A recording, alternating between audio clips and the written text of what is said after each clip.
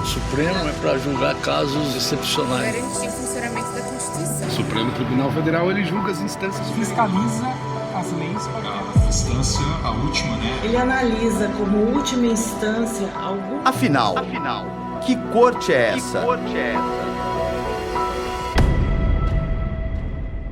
O Supremo Tribunal Federal segue na tarde de hoje o julgamento do habeas corpus de André Oliveira Macedo, conhecido como André do Rap, acusado de ser um dos maiores traficantes do país. Um dos líderes da maior facção criminosa do país vai ser solto. Conhecido como André do Rap, ele foi condenado a 15 anos de cadeia por tráfico internacional de drogas e recebeu um habeas corpus do Supremo Tribunal Federal. No dia 10 de outubro de 2020, o traficante André Oliveira Macedo, o André do Rap, um dos chefes do PCC, primeiro comando da capital, foi libertado da penitenciária de Presidente Venceslau, no interior de São Paulo, por um habeas corpus concedido pelo ministro do STF, Marco Aurélio Mello, no final da tarde do dia anterior, uma sexta-feira. Julgar pedidos de habeas corpus é mais uma das funções do STF. Como competência originária, quando se trata de pessoas em determinados cargos ou funções públicas, ou como última instância do Poder Judiciário, mais uma vez. O habeas corpus é um recurso previsto na Constituição de 1988 para a proteção sempre que alguém tiver o seu direito de ir e vir ameaçado por ilegalidade ou abuso de poder. O habeas corpus deve ser julgado por autoridade superior àquela que determinou a violação de liberdade. Em 2023, das pouco mais de 100 mil decisões proferidas no STF, 11.135 se deram em pedidos de habeas corpus, dos quais apenas 8% foram concedidos em 875 casos. André do Rap foi preso em setembro de 2019 em uma operação da Polícia Civil de São Paulo em um condomínio de luxo em Angra dos Reis, no litoral do Rio de Janeiro.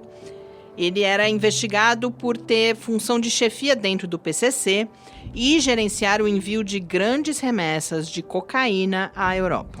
Na liminar que determinou a soltura, o ministro Marco Aurélio considerou que o traficante estava a tempo demais em condição de prisão provisória. Isto porque o Código de Processo Penal prevê a revisão da necessidade de prisão provisória a cada 90 dias. E quando isso não acontece, a prisão se torna ilegal. No entanto, dada a periculosidade do réu, a decisão do ministro foi bastante criticada na opinião pública. O ministro Luiz Fux, então presidente do STF, suspendeu a decisão no dia seguinte, mas o criminoso já havia deixado a prisão, para a qual nunca mais voltou. Em seu voto, Luiz Fux ressaltou que a suspensão de decisão liminar de ministro do STF é medida excepcionalíssima, admissível apenas quando há grave comprometimento à ordem pública, à saúde, à segurança e à economia. Você soube ou ouviu falar da decisão do ministro Marco Aurélio Mello do STF, que libertou da cadeia um dos líderes do PCC, o traficante André do Rap? Sim, soube e fiquei muito revoltado com essa decisão dele. Achei uma afronta por todo o trabalho que a Polícia Civil, a Polícia Federal fez para pegar esse traficante, esse meliante de nível internacional, que ficou alguns dias na cadeia e depois foi solto mediante promessa de passar um endereço para o Supremo Tribunal Federal onde ele pudesse ser achado. Isso eu achei um cúmulo absurdo e realmente fiquei muito descontente com essa decisão do ministro. Tem um instituto do CPP, um artigo do CPP, no parágrafo único, fala que o juiz ele tem que julgar, ele tem que avaliar a prisão preventiva, porque o cara estava preso preventivamente, o André, né? E assim, tem um artigo que diz que o juiz a cada 90 dias ele tem que avaliar a prisão a necessidade da prisão preventiva. Sim. Acontece que esse cara estava preso e ninguém avaliava a prisão preventiva dele. Uhum. Entendeu? Entendi. Ou seja, o juiz tinha que avaliar a cada 90 dias e essa prisão, lá o artigo diz que se torna ilegal caso isso não seja reavaliado a cada 90 dias. A prisão pode se tornar ilegal. Foi isso que o ministro declarou, que a prisão era ilegal e por via de um habeas corpus ele acabou libertando o rapaz. E você sabe que essa decisão... Na minha opinião, totalmente errado. Certo. Na minha opinião, totalmente errado. Ele deveria ter devolvido a decisão para a instância inferior. Você soube ou ouviu falar que essa decisão do ministro Marco Aurélio foi em caráter liminar e que dias depois ela foi revisada pelo plenário do Supremo? Sim. Eu lembro a época, pela repercussão, eu ainda estava na faculdade, eu pesquisei sobre esse caso e eu li a decisão, me lembro que era em caráter liminar, e eu vi a decisão posterior que revogou a decisão liminar. O que você acha desse tipo de decisão, em que o ministro sozinho toma uma decisão que depois pode ser revisada pelos demais ministros do tribunal? A decisão liminar é necessária diante das urgências e peculiaridades do caso. Então, cada caso tem que ser visto dentro das suas características e, se for necessário, tem que ser deferida a decisão liminar. Eu acho que há decisões mais simples que eu não veria problema do relator tomar, inclusive sem até referendo plenário posteriormente. Mas há casos mais complexos que eu penso que já a análise da liminar já teria que ser pelo colegiado inteiro e não apenas um referendo da liminar, entende?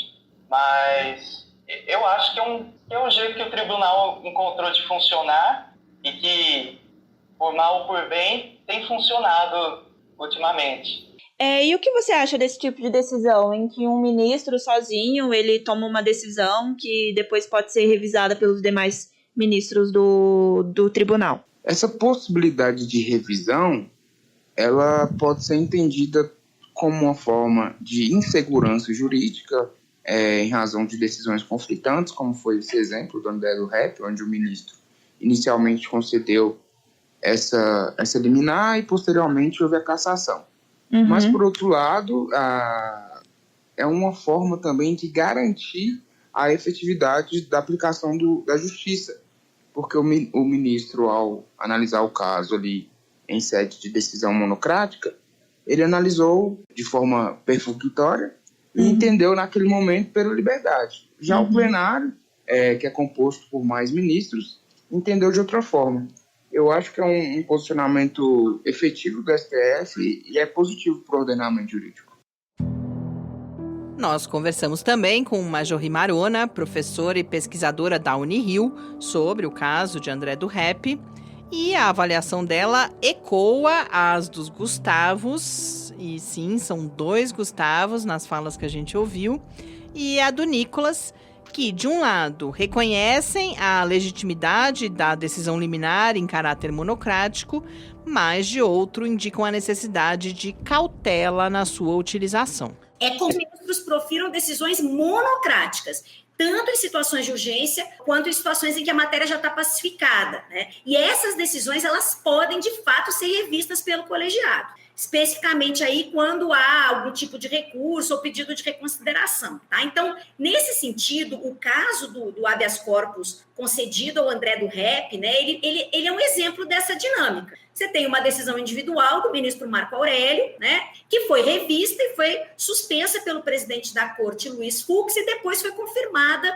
pelo plenário. O que acontece é que, do ponto de vista estatístico, a gente costuma ter mais de 90% de confirmações pelo colegiado daquelas decisões monocráticas. Então, a gente tem uma tendência de alinhamento entre decisões individuais e decisões coletivas. Talvez por isso que os casos em que haja divergências mais notórias, assim, né, como esse caso do André do Rep, né, a gente observe aí certas percepções de instabilidade jurídica, né? Quer dizer, situações como essa vão suscitar debates justamente sobre a coerência interna, né, do STF, né? Então, essas decisões mais conflitantes entre os ministros, elas podem, de fato, causar estranhamento na sociedade e, sim, impactar a imagem pública do Supremo, né? Elas podem ser interpretadas como falta de unidade ou até falta de clareza no posicionamento da corte, né? Isso tudo afeta a legitimidade e a confiança que a população tem no judiciário. Então, é preciso, sim, atuar para mitigar esses efeitos, né? É fundamental que o STF busque sempre maior colegialidade e transparência nos seus processos decisórios, né? Para que ele possa, com isso, assegurar que as decisões monocráticas elas sejam uma exceção, né? E que aqueles temas de grande relevância eles sejam deliberados, de fato, pelo plenário. E o Supremo Tribunal Federal manteve a condenação de uma mulher que furtou chicletes e chocolates no sul de Minas. O Supremo Tribunal Federal absolveu um homem que furtou decorações de Natal em Floripa. E o caso de uma mulher que foi presa por furtar um copo de requeijão chegou ao Supremo Tribunal Federal. O ministro Gilmar Mendes aplicou o princípio da insignificância ao processo e absolveu a mulher. Ao mesmo tempo em que analisa casos como o de André do Rep, condenado por tráfico transnacional de drogas e outros crimes, chegam ao STF pedidos de habeas corpus relativos ao roubo de coisas como 2 frascos de shampoo no valor total de R$20, um tanto de chocolates e chicletes que custavam R$50 à época do roubo, água, sim, água, e não mineral, mas água da rede de abastecimento mesmo. Um vidro de perfume, um pedaço de picanha. Todos esses casos apareceram na mídia no período entre 2019 e 2022. Em 3 dos 4 casos noticiados, os habeas corpus foram concedidos com base no chamado princípio da insignificância, aplicado quando se entende que o crime cometido não tem relevância que justifique a aplicação de punições penais. Em um deles, o de roubo de chocolates e chiclete, o ministro Nunes Marques, então recém-empossado, negou o pedido de habeas corpus. Em outro dos shampoos de R$20, nós tivemos controvérsias, com Rosa Weber inicialmente negando o pedido e depois confirmando decisão do colega Dias Toffoli, que, por sua vez, havia concedido o pedido em caráter liminar depois de um pedido de reconsideração da Defensoria Pública. A gente explica porque o Supremo ele acumula muitas funções, né? Ele não é só uma Suprema Corte, ou seja, que vai receber processos abstratos para fazer julgamentos de amplo alcance, né? Ele tem o monopólio da decisão final de qualquer questão constitucional em qualquer processo. Então, se há uma questão constitucional, o Supremo tem que julgar em última instância, vindo ela da primeira instância de qualquer estado do Brasil, da Justiça Federal, não é isso? Isso é uma competência que o Supremo não se vê sem, né? Ele tem criado repercussão geral, aí tenta sumular várias matérias, e aí não recebe com base em súmula, mas é importante todo mundo saber que a maioria o ministro do cada gabinete dá mais de 10 mil decisões por ano, tá? Então, assim, não é uma preocupação o ministro estar assoberbado de casos de roubo de shampoo, que são geralmente casos que são amplamente mediatizados, porque se usa a teoria da bagatela, enfim, várias teorias para dizer que o Brasil, enfim, fazer a pedagogia de um país muito desigual, uma pessoa não pode ser condenada porque roubou uma caixa de nugget, roubou um shampoo. Este é Fernando Fontainha, da Universidade do Estado do Rio de Janeiro, a UERJ, que recupera a diversidade de competências do STF para explicar essa chegada à corte de casos como esses, de roubo de shampoo, chocolate. No episódio passado, nós falamos da repercussão geral. E nessa sua fala, o professor Fontainha cita um outro mecanismo criado pela reforma do Judiciário em 2004, que é a súmula vinculante. A súmula tem o objetivo de uniformizar a interpretação das leis em diferentes instâncias e julgamentos, obrigando, a partir de uma decisão da Suprema Corte sobre determinada matéria, que todas as demais decisões judiciais, assim como atos administrativos e ações dos órgãos públicos, sigam a interpretação consolidada. Um dos seus efeitos é a redução de casos que são acolhidos pelo Supremo, já que controvérsias devem ser pacificadas nas instâncias anteriores, quando, usando as palavras empregadas por Fernando Fontainha, a matéria foi sumulada. O professor da UERJ também pondera que esses casos de roubos insignificantes são só uma pequena parte das decisões que um ministro ou ministra precisa tomar diariamente e relativiza a impressão de acesso indevido ao STF ao lembrar como funcionam os processos que tramitam no judiciário. Tem profissionais que ganham salário para fazer isso. Deixa eu explicar mais ou menos como é que acontece. Todo mundo, entenda o direito, manda um recurso extraordinário, quando se vê prejudicado na segunda instância e alega ter uma questão constitucional. Aí alguém lá em cima, em nome do ministro, nega. Não recebe o recurso, porque não há matéria constitucional, enfim, pela razão que for. Já é uma decisão.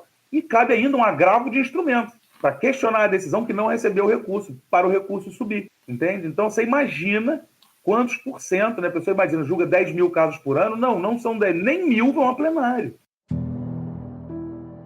Agravo de instrumento. Mais um termo para a gente entender.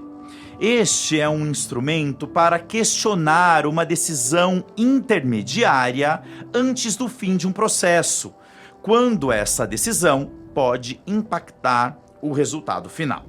Neste caso, diz respeito ao pedido de revisão de uma decisão que impede um recurso de chegar ao Supremo. Bom, Fernando Fontainha também traz um elemento importante para essa reflexão que a gente vem propondo desde o nosso primeiro episódio, que é o papel da mídia na opinião pública sobre o STF. O que é e o que não é mediatizado? O que aparece na mídia reflete de fato o cotidiano da corte? Major Marona acha que não necessariamente. Quando isso aparece na mídia, aparece em geral por alguma pauta que a mídia quer emplacar, né? Mais do que propriamente com a preocupação sobre o conteúdo daquela decisão, né? Então, veja o caso de que, como é que o STF está tendo que lidar com um roubo de shampoo, né? Quer dizer, você constrói uma certa narrativa, mais uma vez, para falar de morosidade do Supremo Tribunal Federal e gerar uma narrativa que ataca o Supremo Tribunal Federal do ponto de vista da sua atuação e das suas ineficiências, do que propriamente uma pauta que encaminhe alguma discussão mais consistente sobre ainda, claro, melhorias institucionais que são necessárias e que precisam ser realizadas. A jornalista Mariana de Oliveira, responsável pela Secretaria de Comunicação Social do STF, acrescenta o fato de o STF hoje ser uma pauta que gera audiência a partir da visibilidade alcançada a partir dos grandes casos relacionados à corrupção, que nós ainda abordaremos em detalhes nos próximos episódios. E hoje, assim, quando eu converso muito com os diretores, né, dos jornais, é evidente que os dados mostram que qualquer coisa sobre o STF está nas mais lidas todos os dias. Então, acho que tem essa necessidade da imprensa de criar fatos envolvendo o Supremo, porque isso traz audiência. A consequência que isso leva para as redes sociais de engajar as pessoas e aumentar esse interesse pelo Supremo.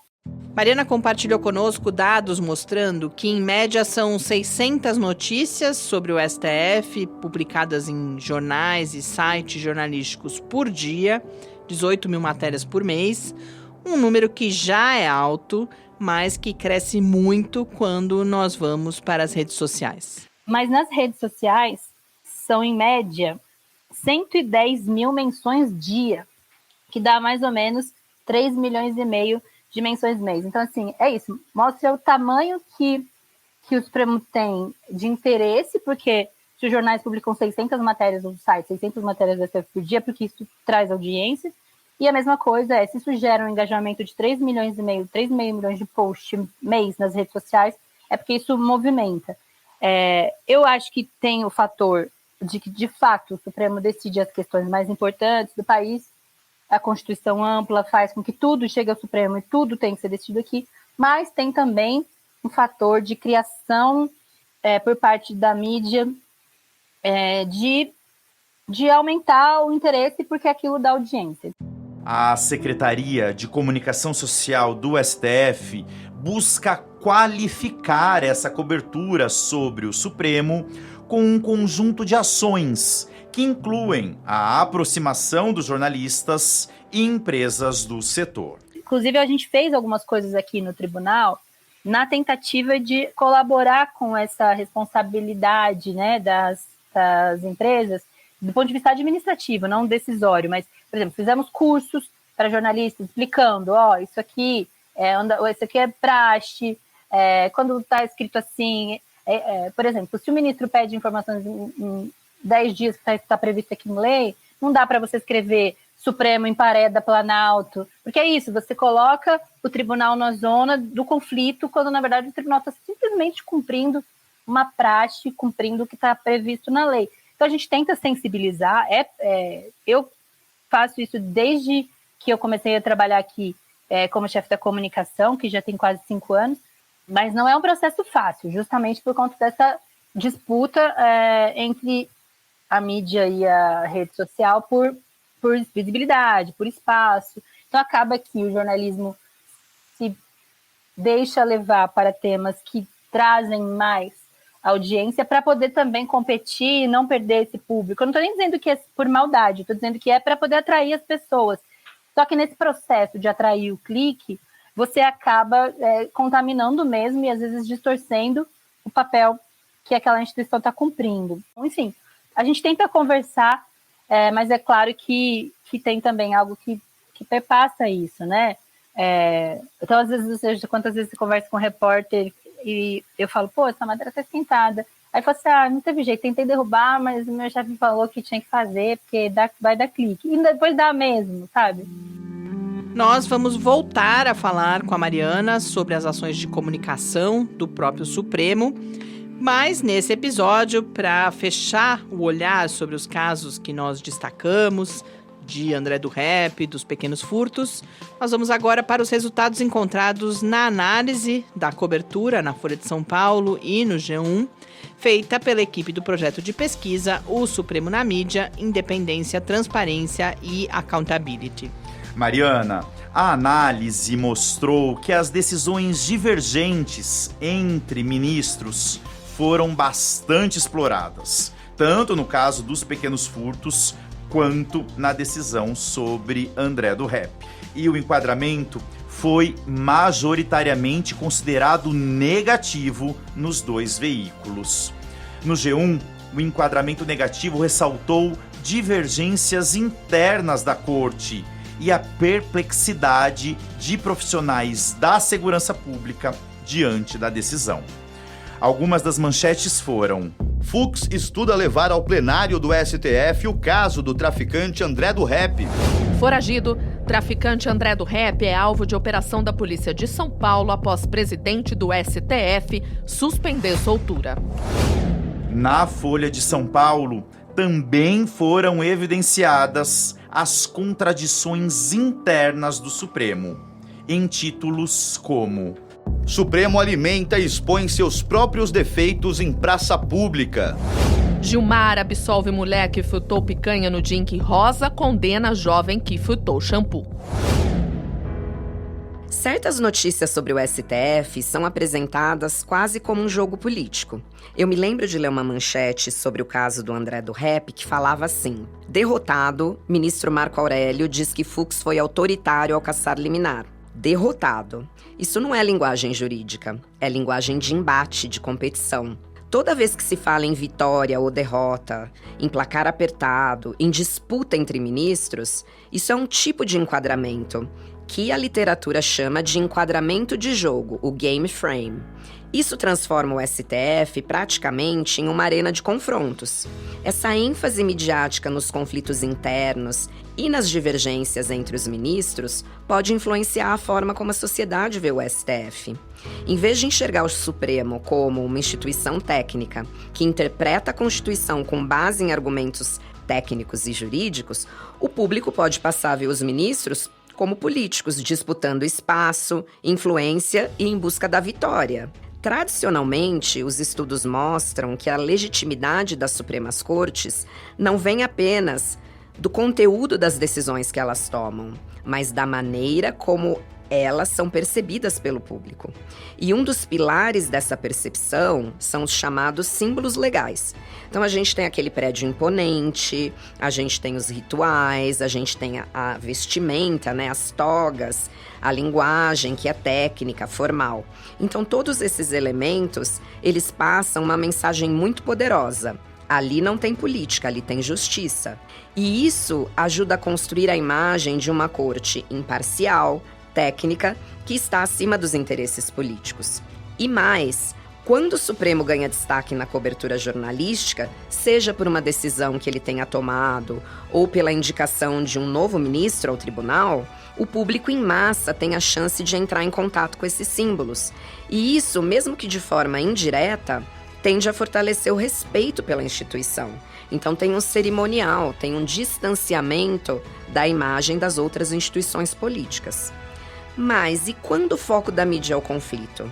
É aí que a coisa muda de figura. Quando a mídia passa a destacar a decisão de um ministro que é derrubada pela decisão de outro ministro e reporta isso com essa linguagem de disputa, de derrota, isso passa uma ideia, como a gente falou, uma ideia de que ali existe um confronto. É a lógica do jogo, a lógica do embate, de quem ganhou e de quem perdeu. Nesse tipo de narrativa, os ministros eles são retratados como políticos. Então é comum a gente ler termos como ativista, protagonista, polêmico. O Supremo ele passa a ser apresentado como um campo de batalha ideológico e não como uma instituição técnica que interpreta a Constituição. Esse tipo de cobertura, em vez de reforçar os símbolos legais, ele politiza o tribunal, aproxima a corte da lógica dos outros poderes e enfraquece a imagem do STF de árbitro imparcial. E por que isso importa? Importa porque a percepção de que o STF age por interesses políticos pode comprometer a legitimidade do tribunal. Nós já falamos aqui no podcast da ideia de que o público aceita até aquelas decisões das quais ele discorda, desde que ele veja o processo como legítimo, ou seja, como técnico, como imparcial. Se o Supremo passa a ser percebido como mais um ator político, essa aceitação tende a diminuir. Ninguém vota em ministro do STF. A confiança da corte, então, pode se fragilizar.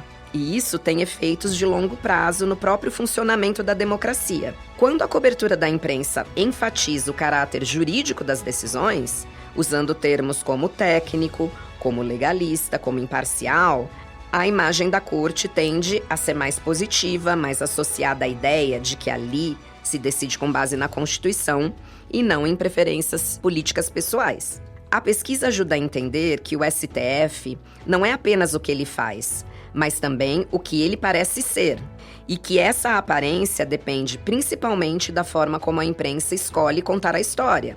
Se a narrativa gira em torno de disputas e de embates, o Supremo vira palco de política. Agora, se a narrativa reforça os símbolos legais, os símbolos do direito, o STF segue sendo percebido como um pilar técnico da democracia.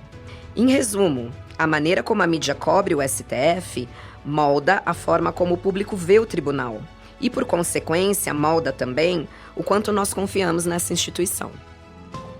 No próximo episódio de Que Corte é Essa?, a visibilidade do STF na mídia, em um enquadramento baseado no conflito e no posicionamento da corte em um palco político, como apresenta a professora Fabiana Lucide Oliveira, vai estar ainda mais no nosso foco, já que nós vamos falar dos inquéritos das fake news e dos atos antidemocráticos, que são centrais na busca de resposta à pergunta que nos guia aqui no podcast. Como a mesma corte adorada pela direita quando impede a posse de Lula como ministro de Dilma Rousseff em 2016, vira o inimigo a ser destruído pelo bolsonarismo em 8 de janeiro de 2023. Eu sou Mariana Pezzo e esse foi o 7º episódio de Que Corte é Essa? Eu sou o João Juste. O podcast é a pesquisa coordenada pela professora Lucy e realizada no NEDJUS, o Núcleo de Estudos em Direito, Justiça e Sociedade, tem financiamento do CNPq, o Conselho Nacional de Desenvolvimento Científico e Tecnológico. Que Corte é Essa? É uma produção em parceria entre o NEDJUS e o Instituto da Cultura Científica da Universidade Federal de São Carlos, o ICC, com apoio da Rádio UFSCar e do Laboratório Aberto de Interatividade, o LAB.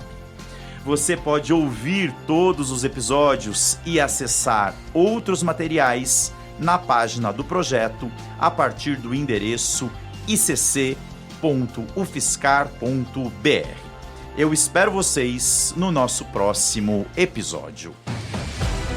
O podcast Que Corte é Essa? Integra os resultados do projeto de pesquisa ao Supremo na Mídia, Independência, Transparência e Accountability, financiado pelo Conselho Nacional de Desenvolvimento Científico e Tecnológico, CNPq, processo número 4084/2022-1. O projeto de pesquisa tem a coordenação de Fabiana Lucy de Oliveira, docente no departamento e no programa de pós-graduação em Sociologia da Universidade Federal de São Carlos. Fabiana Lucy de Oliveira idealizou o podcast e seu argumento original junto com Mariana Pezzo, diretora do Instituto da Cultura Científica da UFSCar, e Tárcio Minto Fabrício, do Laboratório Aberto de Interatividade para a Disseminação do Conhecimento, o LAB. A direção geral é de Mariana Pezzo e a coordenação acadêmica de Fabiana Lucy de Oliveira. Pesquisa, roteirização e apresentação de Mariana Pezzo e João Juste, que recebeu bolsa de apoio à difusão do conhecimento do CNPq para a realização